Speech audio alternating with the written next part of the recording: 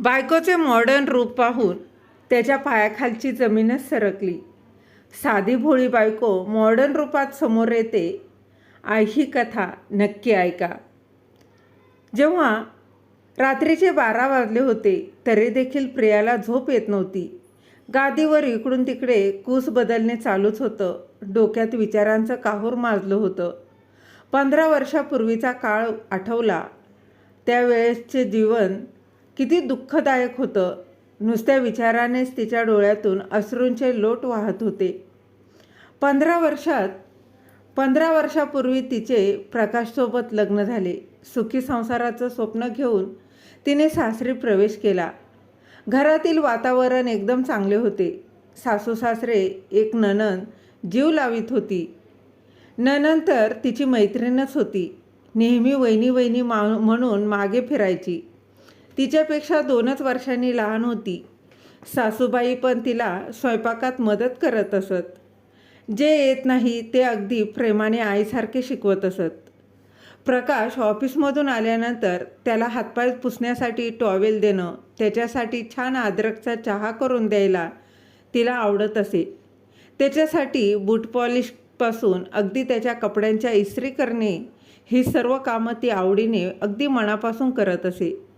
पण लग्नानंतर काही दिवसांनी तिच्या लक्षात आलं की प्रकाश जेवढ्यापुरतं तेवढंच बोलतो, जास्त बोलत नाही. बाहेर फिरायला घेऊन जात नाही. पण नवीन असल्यामुळे प्रियाने एवढे सिरियसली घेतलं नाही. तिला वाटलं हळूहळू प्रकाशमध्ये बदल होईल. आपल्या प्रेमाच्या ताकदीने आपण त्याला आपलेसे करू. एक दिवस एक दूरचे नातेवाईक पत्रिका घेऊन आले आणि प्रकाशला प्रियाला लग्नाला घेऊन येण्यास आग्रह करू लागले. प्रकाश जास्त काही बोलला नाही. येतो म्हणून सांगितलं. प्रियाला खूप म्हणजे खूप आनंद झाला. लग्नानंतर दोघांना पहिल्यांदाच बाहेर जायला मिळणार. 8 दिवसांनी लग्न होतं. तिची आजपासूनच तयारी सुरू झाली. सासू सासरे दोघांनी सांगितलं, तुम्ही दोघे मिळून जा. नंदेने वहिनीला विचारलं, काही लागत असेल तर मला सांगा, मी मार्केटमधून आणून देईल. 8 दिवस भुरकन निघून गेले. प्रकाश गप्प होता. काही बोलत नव्हता. प्रकाश ऑफिसला जायला निघाला तसे आईने सांगितले, आज लवकर ये बरं, लग्नाला जायचं आहे. लग्न संध्याकाळी 7 वाजता आहे. प्रिया खूप उत्सुक होती. प्रियाने तोपर्यंत छान आवरून ठेवलं. काठ्यापदराची जांभळ्या रंगाची साडी नेसली. केसांचा आंबाडा बांधला. तिची नणंद अंजलीने कॉलेजमधून येता येता मोगऱ्याचा गजरा आणला होता. तो छान आंबाड्याला माळला. हलके फुलके मेकअप केलं. सासूने दागिने दिले, ते देखील घातले आणि प्रकाशची वाट पाहत उभी राहिली. प्रकाश फक्त 15 मिनिटं अगोदर आला. चहा घेऊन आणि कपडे बदलून ते दोघं लग्नासाठी निघाले. प्रकाश रस्त्यांनी काहीच बोलला नाही. लग्न मंडपात गेल्याबरोबर एका ओळखीच्या नातेवाईकांकडे प्रियाला सुपूर्द केलं आणि सांगितलं, लग्न झाल्याबरोबर काकूंबरोबर जेवण कर, आपण लगेच निघू, असं सांगून तो मित्रांसोबत जाऊन बसला. प्रियाला थोडं विचित्र वाटलं पण तिने मनावर घेतलं नाही. काकू तिला प्रश्न विचारत होत्या, तुझे शिक्षण किती, तू काय करतेस? प्रिया थोडी अपसेट होती. प्रकाशला शोधत होती. त्याला शोधत तिने सांगितलं, मी फक्त 12वी पास आहे. मी एका खेड्यातली आहे. शिक्षणाची सोय नव्हती आणि आईवडील बाहेरगावी शिकण्यासाठी परवानगी देत नव्हते. म्हणून कशी तरी 12वीपर्यंत शिकले. काकूने तिला खूप प्रश्न विचारले पण तिला इंटरेस्टच नव्हता. तरी देखील ती बोलत होती पण लक्ष अजिबात नव्हतं. एकदाचं लग्न लागलं, जेवणही झालं तरी प्रकाशचा काही पत्ता नव्हता. तिला आता खूप अस्वस्थ वाटू लागलं. ती गप्प होती आणि तेवढ्यात काकूने एक शेवटचा प्रश्न विचारला, प्रकाश तुला जीव लावतो का गं? ती थोडी गोंधळली. काय उत्तर द्यावं याचा विचार करू लागली. कारण सध्या तिच्या मनात तोच प्रश्न गोंधळ घालत होता. प्रकाश असा का वागत असेल? एवढा वेळ झाला माझी एकदाही विचारपूस करायला आला नाही, वगैरे वगैरे. ती अचानक भानावर आली आणि काकूला म्हणाली, प्रकाश प्रकाश माझ्यावर खूप म्हणजे खूप प्रेम करतो. डोळ्यात मात्र निर्विकार भाव होते. थोड्या वेळाने प्रकाश आला. काहीही चौकशी न करता, चल आपल्याला खूप उशीर झाला आहे असे बोलून चालायला लागला. ती त्याच्या मागोमाग निघाली. जाताना पण रस्त्यांनी तो काहीच बोलला नाही. घरी पोहोचल्याबरोबर अंजली म्हणाली, वहिनी तुम्ही आज खूप सुंदर दिसत आहात. तेवढ्यात सासूबाई आल्या आणि प्रियाला म्हणाल्या, लग्नानंतर पहिल्यांदा एवढे छान आवरलेस आणि खरोखर आज तुझी दृष्ट काढावी लागणार. प्रिया हसली आणि चेंज करण्यासाठी बेडरूममध्ये निघून गेली. प्रिया स्वभावाने अबोल आणि भिडस्त असल्यामुळे तिने आजपर्यंत प्रकाशला काहीच विचारले नाही. डोक्यात मात्र प्रकाशला विचारण्यासाठी खूप प्रश्न थैमान घालत होते. मनात वादळ पेटलेलं होतं, पण ती बाहेरून गप्पच होती. प्रकाश एव्हाना झोपी पण गेला होता. प्रिया मात्र खिडकीतून एकटक चंद्राकडे पाहत जागीच होती. प्रकाशला विचारण्यासाठी मनात बऱ्याच प्रश्नांची मालिका तयार करत होती. भराभर दिवस निघून गेले. लग्नाला 1 वर्ष पूर्ण झालं. 2 दिवसांनी लग्नाचा वाढदिवस होता. घरात सर्व पहिल्या वाढदिवसाची अगदी योजना आखत होते. अंजली तर खूप एक्सायटेड होती. तिने तर मैत्रिणींची लिस्ट तयार करून ठेवली होती. सासू सासरे अंजली यांनी प्लॅन केला, घरीच लग्नाचा वाढदिवस साजरा करू.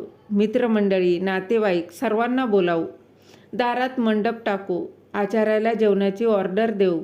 अशी योजना आखून झाली आणि संध्याकाळी प्रकाश आल्यावर चहापाणी झाले की सर्वांनी विषय काढला.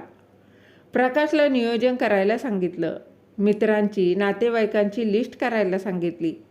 प्रकाश काहीच बोलत नव्हता. काहीतरी विचार करण्यात तो गुंग होता. मग अचानक म्हणाला, आम्ही दोघे फिरायला जाऊ आणि तिकडेच वाढदिवस साजरा करू. सर्व गप्प झाले. शेवटी त्यांचा लग्नाचा वाढदिवस होता. त्यांच्या मर्जीप्रमाणे साजरा करू देत म्हणून कोणी जास्तीची चर्चा देखील केली नाही. दोघेच फिरायला जाणार हे फायनल झालं. दुसरा दिवस उजाडला. प्रकाशने सुट्टी घेतली होती. प्रियाला घेऊन तो जवळच कोल्हापूरला महालक्ष्मी दर्शनासाठी आला.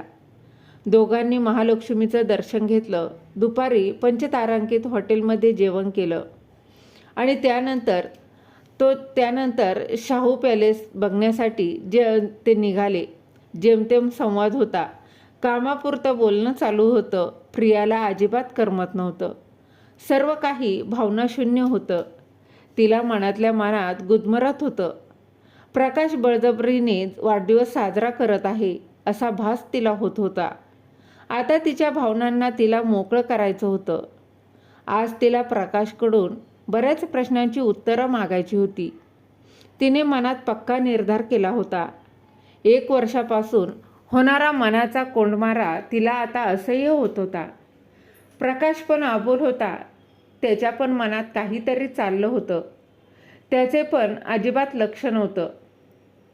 अर्थात शाहू पॅलेस पाहिल्यानंतर प्रिया म्हणाली, मी खूप थकले आहे.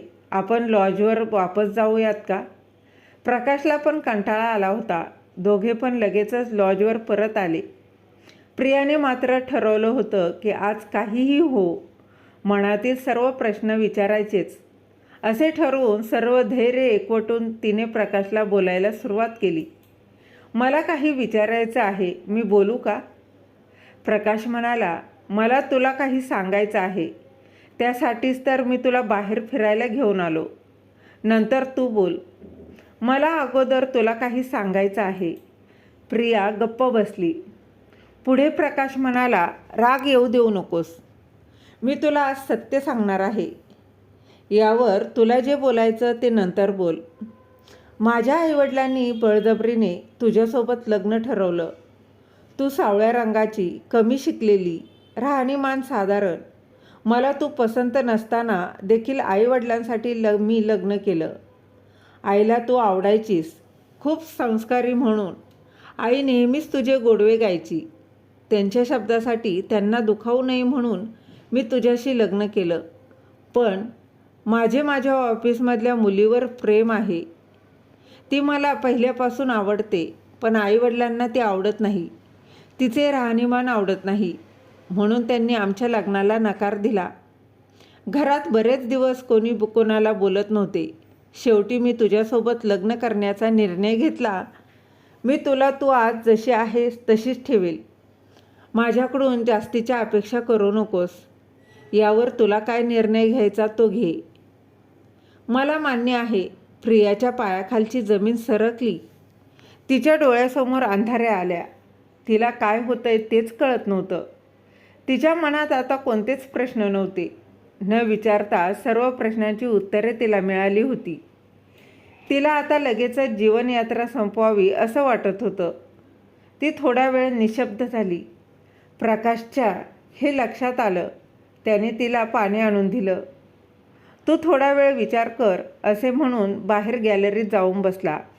अचानक 4चा अलाराम वाजला आणि प्रिया तंद्रीतून बाहेर आली. तिला हे सर्व 15 वर्षापूर्वी घडलेला प्रसंग जशाचा तसा आठवण्याचे कारण म्हणजे अचानक काल तिची आणि प्रकाशची भेट झाली. तब्बल 15 वर्षानंतर दोघे रस्त्यात भेटले होते. प्रियाने ओळखले, हा प्रकाशच आहे. त्याच्यात फारसा बदल झाला नव्हता, पण प्रकाशला ओळखायला थोडा वेळ लागला. दोघे पण घाईत होते. प्रकाशची मीटिंग होती आणि प्रियाची पण एक कंपनीच्या मालकासोबत अपॉइंटमेंट होती. प्रकाशने दुसऱ्या दिवशी भेटण्याची इच्छा व्यक्त केली आणि नक्की भेटण्याचं प्रॉमिस घेतलं. प्रियाची इच्छा नव्हती तरी देखील एक वेळ भेटायला काय हरकत आहे म्हणून तिने भेटण्यासाठी होकार दिला. प्रियाने 15 वर्षापूर्वीचं प्रकाशला सोडून दिलं होतं. लग्नाचा वाढदिवस ही त्यांची शेवटची भेट होती. प्रियाने जिद्दीने ड्रेस डिझायनरचा कोर्स पूर्ण केला होता. प्रिया आता एक प्रसिद्ध ड्रेस डिझायनर होती. कारण प्रियाला आता कुठे जगण्याचा अर्थ समजला होता. सबके एक से है मगर हौसले सबके अलग अलग है. कोई हताश होके बिखर जाता है तो कोई संघर्ष करके निखर जाता है. दुसऱ्या दिवशी दोघे एका नामांकित हॉटेलमध्ये भेटले. प्रकाश तिच्याकडे एकटक पाहतच होता. तिच्यात आता खूप बदल झाला होता. केस कट केले होते आणि मोकळे सोडले होते. जीन्स पॅन्ट आणि टॉप घातला होता. रंग पण बऱ्यापैकी उजळला होता. हलकेसे मेकअप केला होता. खूप सुंदर दिसत होती. तिचे मॉडर्न रूप प्रकाशला आकर्षित करत होते. 15 वर्षापूर्वीची साधी भोळी प्रिया त्याला जसे हवे होते तशाच रूपात तशाच तिच्यात आता बदल झाला होता. तिचे रूप पूर्णतः बदलले होते.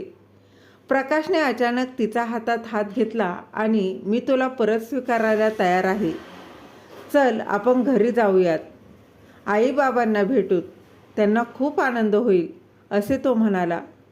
प्रियाने हळूच हातातून हात काढून घेतला आणि सांगितलं, पण मी आता तुला स्वीकारायला तयार नाही. मी तुला तुझ्या आग्रहास्तव शेवटचं भेटत आहे. मला तू सोडलंस तेव्हा तो तुझा निर्णय होता. आता हा माझा निर्णय आहे. तिच्या बोलण्यात एक आत्मविश्वास होता. पक्का निर्धार दिसून येत होता. तिच्या निर्णयात ठामपणा होता. आता तिने पूर्णपणे स्वतःलाच प्रॉमिस केलं होतं. स्वतःच्याच मर्जीप्रमाणे जीवन जगायचं. योग्यच निर्णय घेतला होता. तेवढ्यात प्रियाला एक फोन आला. तिने तो उचलला. मॅडम, आपल्याला अमेरिकन कंपनीची ऑर्डर मिळाली आहे आणि त्यासाठी उद्याच अमेरिकेला जावे लागेल. एअरलाईनचे उद्याचे बुकिंग करू का? प्रिया हो म्हणून प्रियाने फोन ठेवला. प्रकाशने फोनवरचं बोलणं ऐकलं होतं. टेबलवर कॉफीची ऑर्डर आली होती. दोघांनी कॉफी घेतली. मला उद्याची तयारी करायची आहे. माझे खूप पेंडिंग वर्क आहे. मला थोडी घाई आहे असं सांगून प्रिया तेथून निघाली. प्रकाश हतबल होऊन बराच वेळ तिच्या पाठमोऱ्या आकृतीकडे पाहत होता. तिला मात्र तिच्या मैत्रिणींनी सांगितलेलं वाक्य आठवलं. मंजिल मिले ना मिले ये तो मुकद्दर की बात है. हम कोशिश भी ना करें ये तो गलत बात है. जिंदगी जख्मों से भरी है. वक्त को मरहम बनाना सीख लो. हारना तो है एक दिन मौत से. हारना तो है एक दिन मौत से, फिलहाल जिंदगी जीना सीख लो. मित्रांनो, स्त्रीला तिच्या रंगावरून किंवा राहणीमानावरून जज करू नये. कथेतल्या प्रकाशने त्याच्या आईबाबांच्या मर्जीने लग्न करून थोडक्यात प्रियाला फसवलं. तिच्या मनाचा एकदाही विचार केला नाही. तर मित्र आणि मैत्रिणींनो, प्रियाने घेतलेला निर्णय योग्य होता की अयोग्य, कमेंटमध्ये नक्की सांगा. तुम्हाला ही कथा आवडली असेल तर लाईक शेअर जरूर करा. धन्यवाद.